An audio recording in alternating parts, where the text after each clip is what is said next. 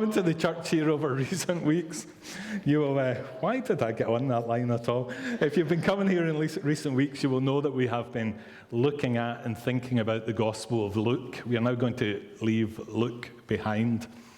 And in a few weeks, we're going to begin a series that will see us through to the summer called Songs from the Heart. And we're going to be doing a series in the book of Psalms. And my real challenge in the series in the book of Psalms is never to say Psalms. Psalms, it will be, okay? And I'll have to reject this kind of way I was forced to say it in Canada so that they knew I was talking about a book from the Bible instead of a friend from up the street. It wasn't Sam, but Psalms. Some of you don't see the difference. It was quite important, really.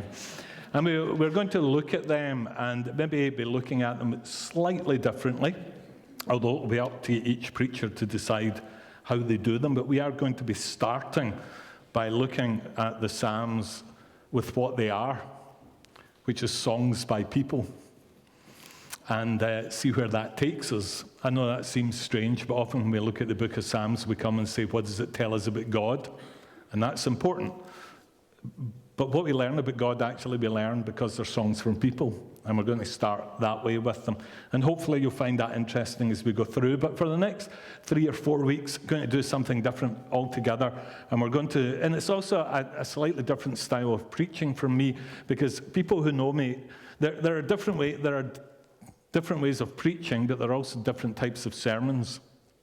So you can have topical sermons, which is when you start with, say, an issue that is going on in society, and you try and address it from the Scriptures. And so we take the topic and we try and address it from the Scripture. And then you can have thematic sermons that pick up a biblical theme and explore it in light of a variety of passages.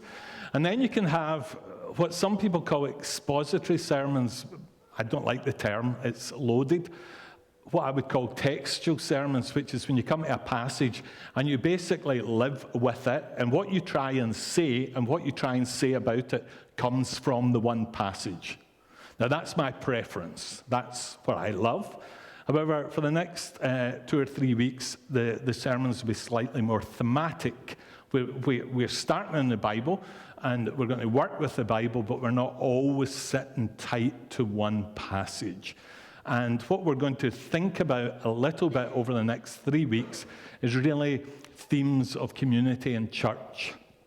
And that's what we're going to begin with this morning. And the reading comes from Matthew chapter 5. It's a stunningly well-known passage. Matthew chapter 5, and I'm going to be reading from verse 13. And there we read this: "You are the salt of the earth. But if the salt loses its saltiness, how can it be made again? It's no longer good for anything except to be thrown out and trampled underfoot. You are the light of the world. A city on a hill cannot be hidden. Neither do people light a lamp and put it under a bowl. Instead, they put it on its stand, and it gives light to everyone in the house. In the same way, let your light shine before others, that they may see your good deeds and glorify your Father in heaven." Now, I gave the title for this sermon today, the title, "Here Comes the Polis."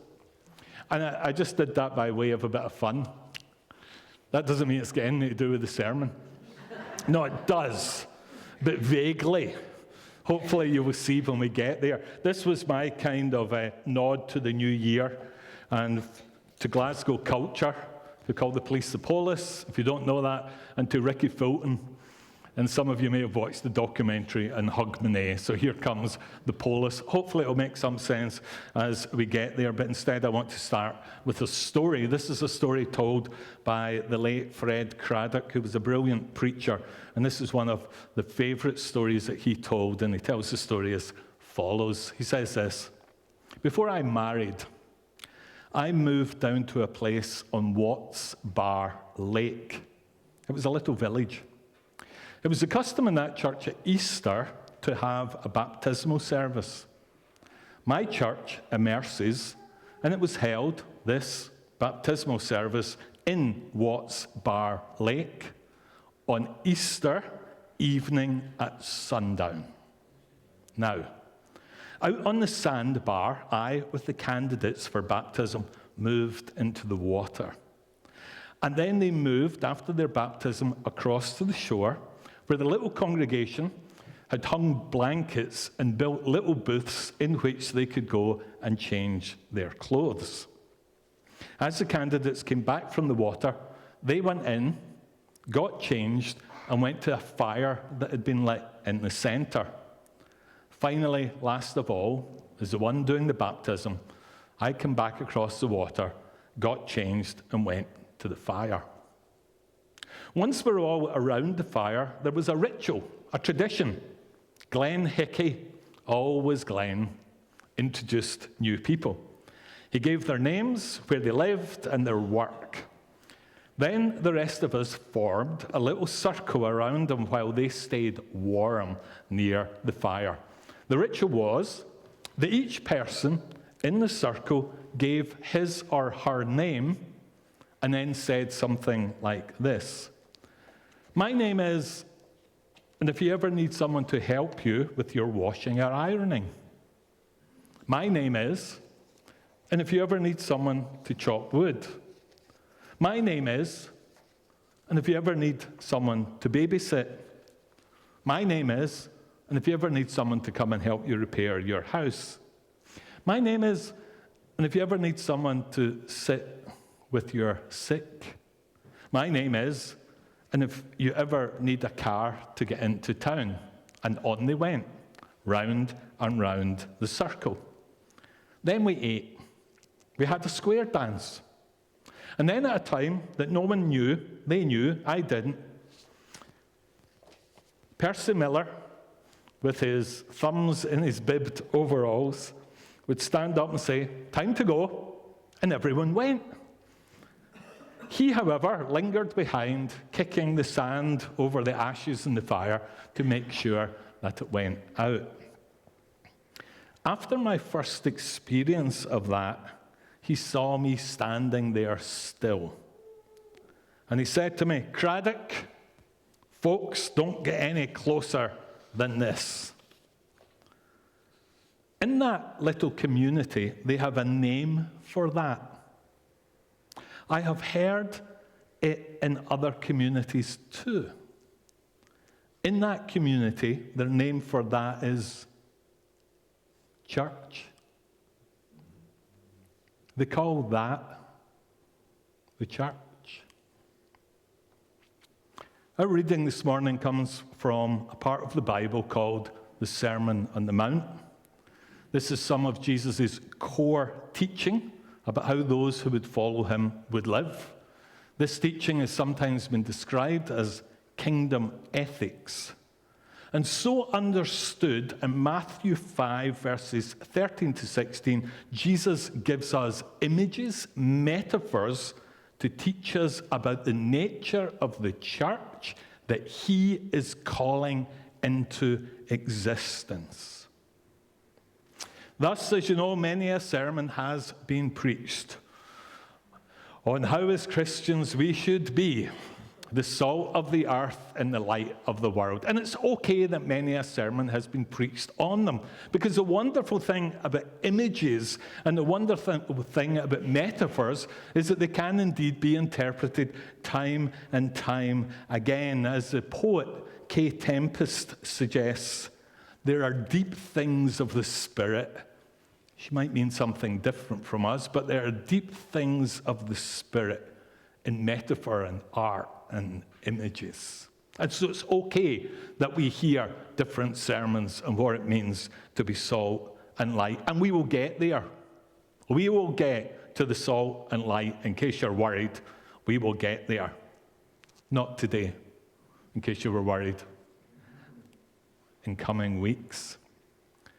But as you've probably noticed, there are actually 3 images in these verses. And you're probably aware of that, or maybe the observant there picked up on that. In verses 13, we have the very familiar image, you are the salt of the earth. Then in verses 14 to 16, however, we have 2 images. So Jesus starts with the classic, you are the light of the world. And we heard a little bit about Jesus being the light of the world in our children's talk today. And then Jesus does the thing that English teachers teach you not to do. He mixes his metaphors. Because right in the middle of talking and going on to explain about how you're the light of the world, he introduces another image. You see it there. He says, you are a town set on a hill, depending upon the translation, or you are a city, which is probably a better translation, built on a hill that cannot be hidden. Verse 14, you see it on the screen. You're the light of the world. A town built on a hill cannot be hidden. And so in the middle of our very common and well-known salt of the earth and light of the world, we also have a city on the hill. Now here comes the polis. For the Greek word for city there is polis or polis. It is the word from which we get our English word politics. It doesn't mean politics in the sense of party political politics. It doesn't mean politics in the sense of what's going on between Elon Musk and Keir Starmer. Rather here, politics refers to the way in which a group of people arrange and organize themselves to be a community. It refers to the way in which people organize themselves physically, economically, socially, and culturally to form a body or a community or a people. And for many thinkers, Greek thinkers, this idea of the polis, or this idea of the city, and a person's association with the city was one of the most significant relationships that they could have. It was even more important, for example, than family. For as a later philosopher would put it, you're about to get first year Glasgow Uni moral philosophy here, okay? For as a later philosopher would put it, without the city, or without the state, or without the organization, life would be nasty, brutish, and short. Thomas Hobbes, Leviathan, 1984, first year, Glasgow Uni. The polis is a community that is having a wardrobe malfunction. This is why I like the other one, yeah?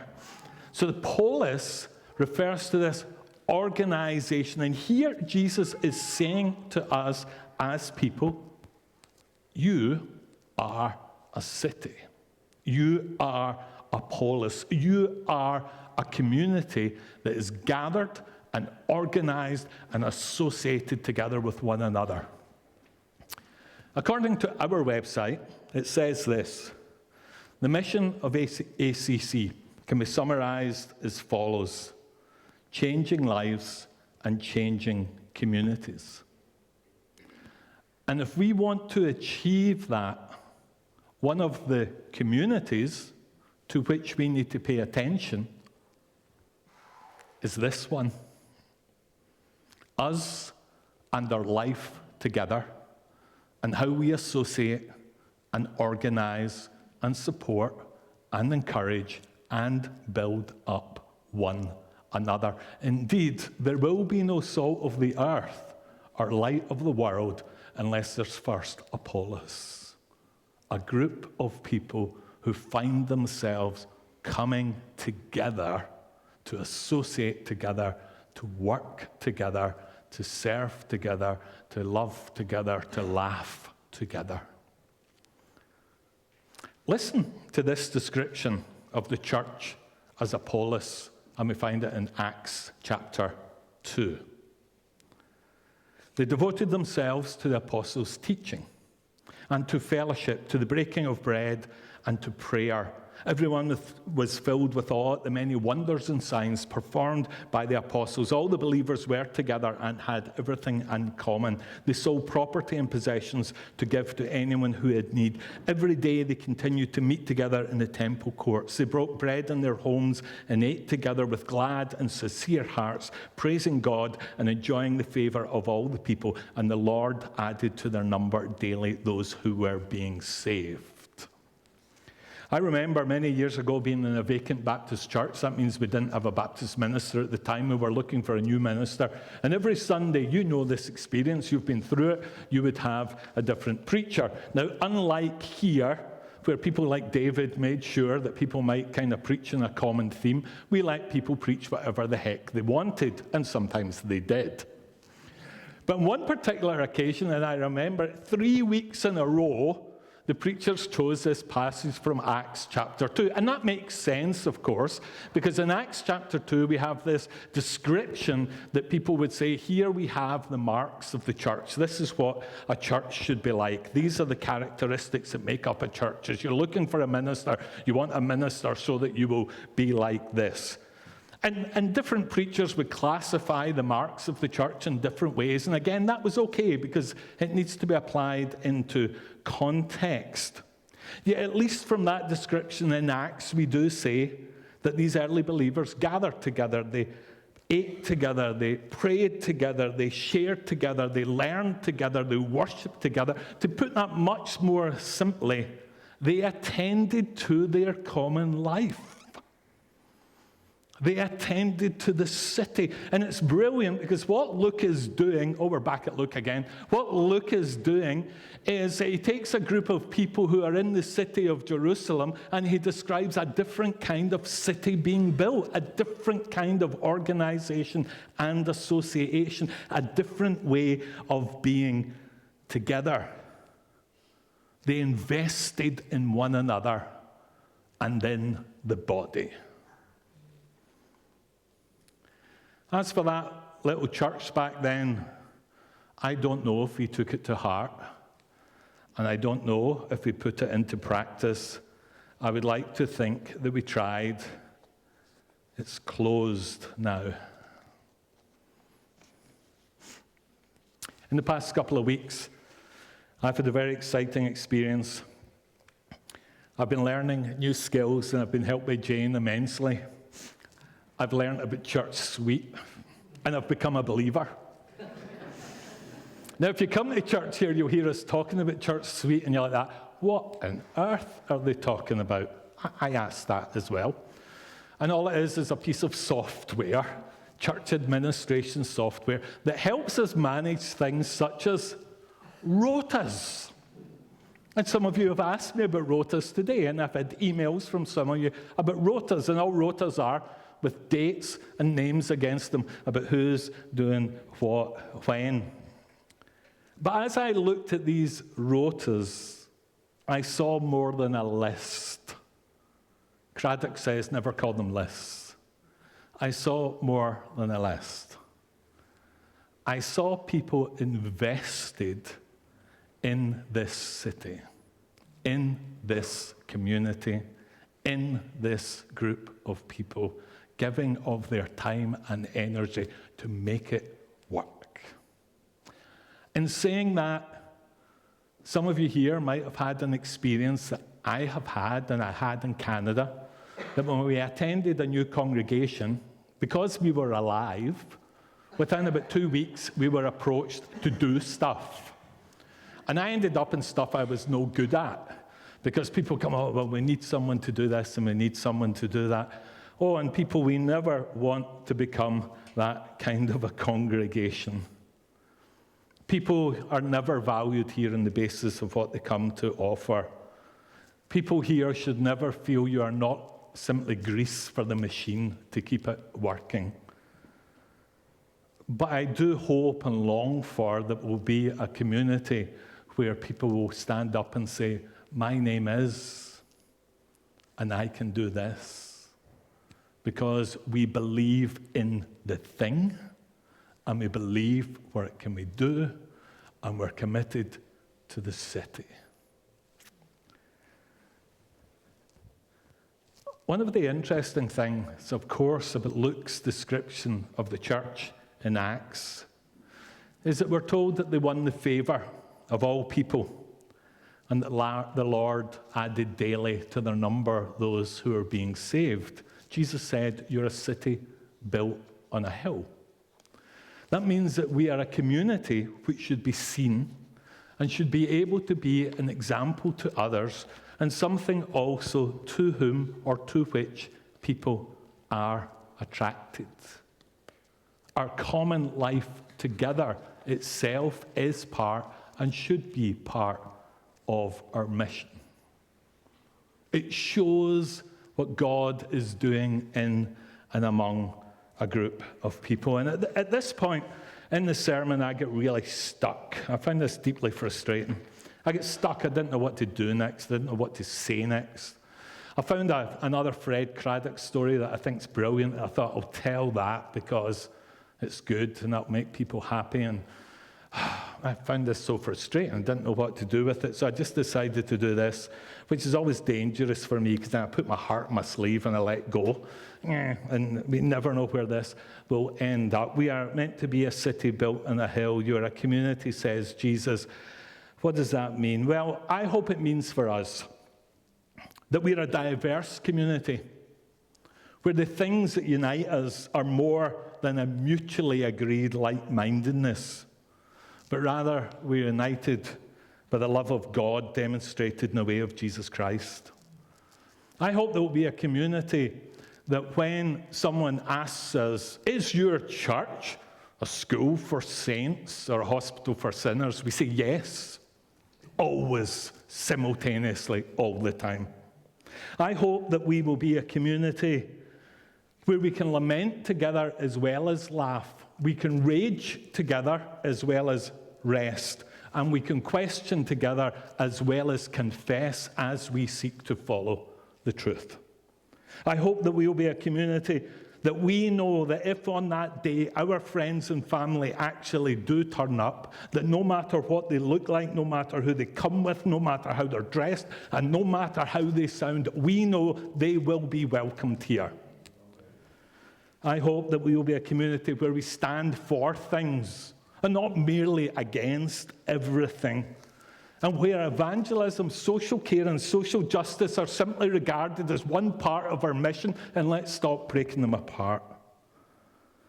I hope we can be a community where we value authenticity, honesty, and vulnerability, and we're ready both to give and receive forgiveness. I hope that we will be a community where we know how to repent and repair, as well as to act and to build. And I hope that we can be a community where we know that all we are and all we aspire to, even in terms of what it means to be a community, will constantly be refocused as we seek to follow the Lord Jesus Christ in the light of the Scriptures and in the presence of His Word. Jesus says, "You are a city built on a hill." If we desire to change lives and change communities, we need to give attention to here. And we are going to give attention to here as we continue to worship together. This is the city gathering.